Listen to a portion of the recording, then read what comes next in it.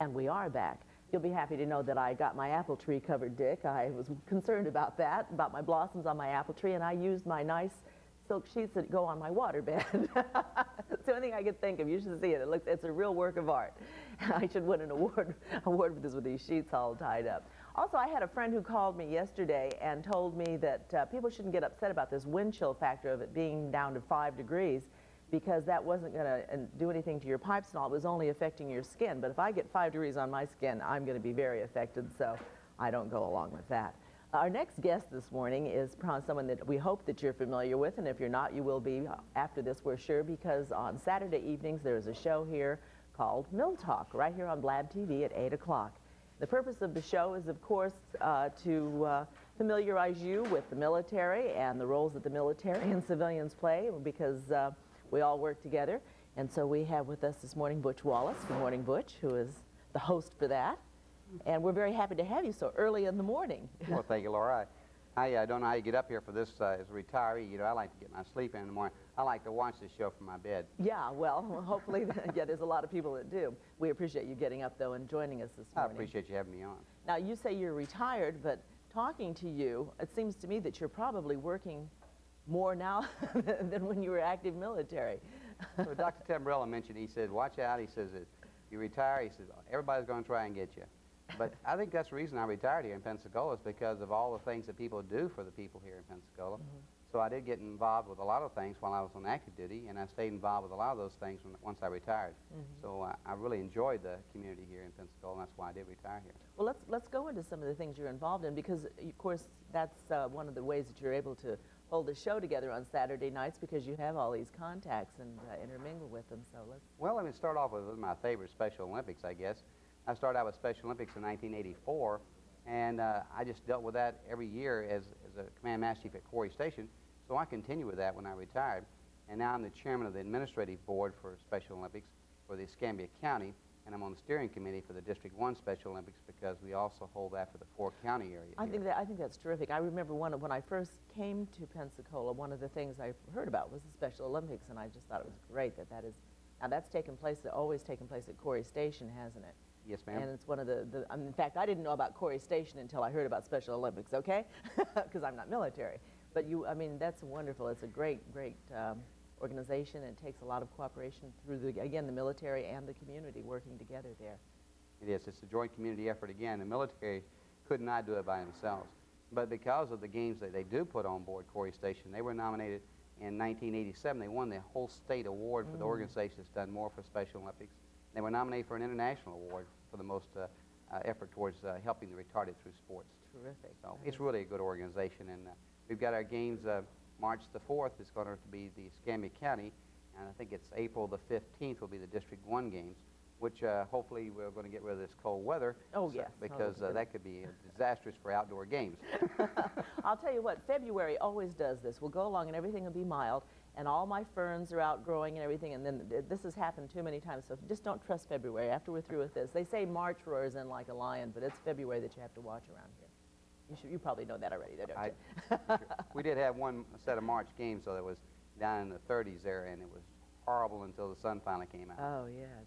Well, so let's talk some of the other things that you're involved in. Well, I got involved in United Way the year before I got out, and I was on a funds distribution panel last year, and then this year I was fortunate enough to be selected to be the chairman of the community panel for the funds distribution. So it's really great. You get to go around to listen to all the organizations tell you about how they use their money. The only bad part is sometimes you don't have enough money for what they're requesting, and that's the bad part about it. But it's very enriching to know that there's so many organizations out there helping, and I think United Way is doing a good job, and I really enjoy being involved in the organization. I guess so. Yeah, that is one of the wonderful things, the United Way, the way that they cooperate and get all the things kind of together so they can work together, because each person's needs are different, and it saves a lot of time and effort on the person that they can get help when they need it and where they need it with this sort of thing. Now, Mill Talk is quite an interesting show. You've had some interesting guests, and you have some great guests lined up this Saturday night. Can't do anything wrong when you have the sheriff on. You don't only have the sheriff, you have Lieutenant Rich, and you have someone from the military. We have Lieutenant Commander Philip Milling, who is the base security officer out in Naval Air Station.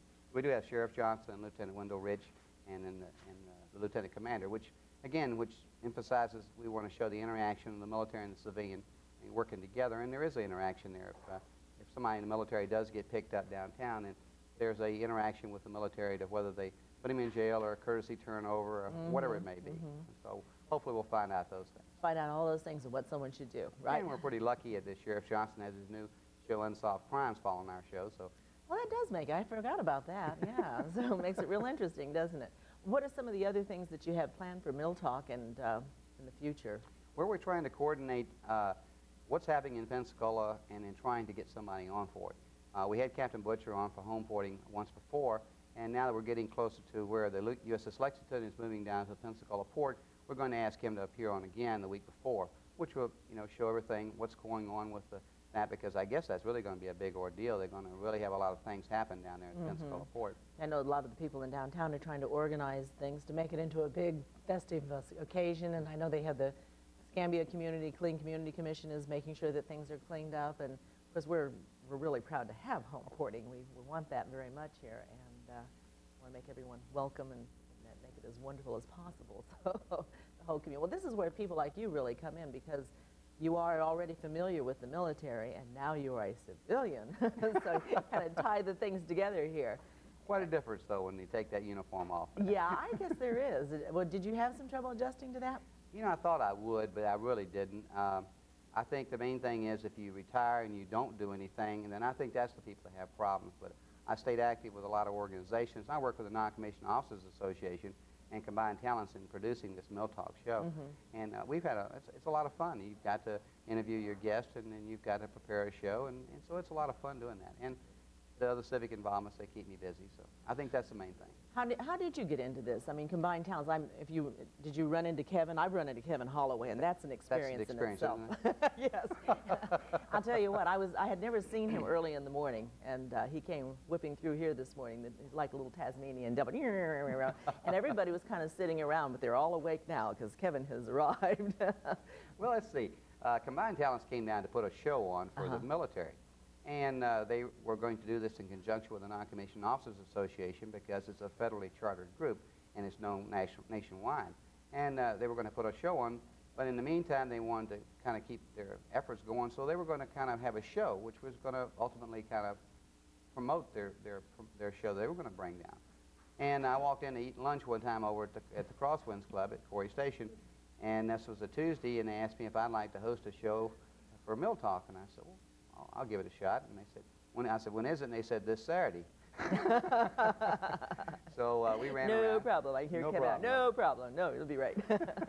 We ran around, and our first show was Ombudsman, which is the spouse representative to the commanding officers. And we had the Ombudsman coordinator from CNET, and we had the Ombudsman from USS Lexington, the Naval Hospital.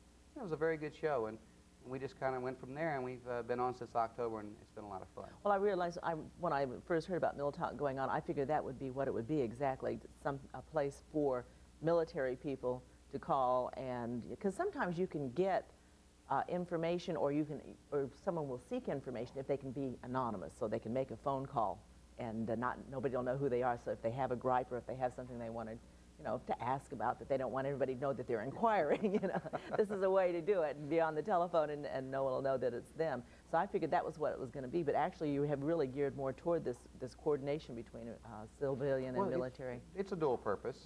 It also provides that. Once you put a person in uniform on a show, though, somebody wants to know how to enlist. Yeah, that's true. I can understand that. But it's been a good show. We've had some good response, and I really enjoyed the show. Well, I think you're doing a great job, and we're certainly glad to have someone like you that has stayed in our community and still has the liaison between the military and the civilians, because it's very, very important. We're going to be a Navy town, have been for, gosh, how many years back in the 30s? It's been a while. Because I remember they had the old movies. Every once in a while you hear Pensacola mentioned. I was kind of surprised after I heard it when they were talking about their aircraft carriers and so on back in the 30s, and they would mention Pensacola every once in a while in these old-time movies. The old cradle of naval aviation. It's been here for ages, and a lot of bases. Okay, so this Saturday we want to tune in so we can question Charlie Johnson and Wendell Rich and the commander. Philip Milling. Philip Milling. See, I don't know him, so I have trouble with his name. And then in the future, you have some things planned. If someone has something along these ideas, along these lines that they'd like to see brought up, that's always a good way to get it put on by talking to someone like you. That's right, Laura.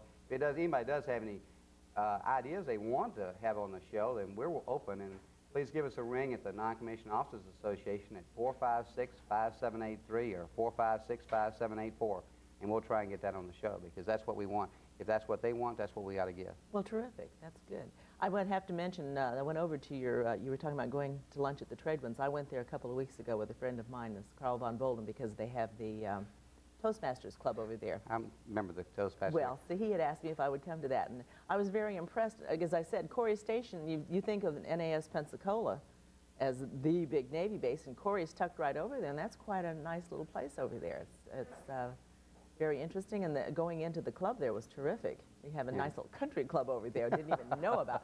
A lot of people don't realize they get Army, Navy, Air Force, Marines, and Coast Guard there, and they have their own Toastmasters Club, and it is one of the largest single command around for military. Well, we're certainly glad to have you with us. We'll look forward to seeing you Saturday night with your guests, and each Saturday night at 8 o'clock here on Blab TV. Thank you for joining us this morning. Thank you for having me. Nice being here. We are going to turn things over to the police after this. I'm Laura Lunsford. I want to wish you a very good day.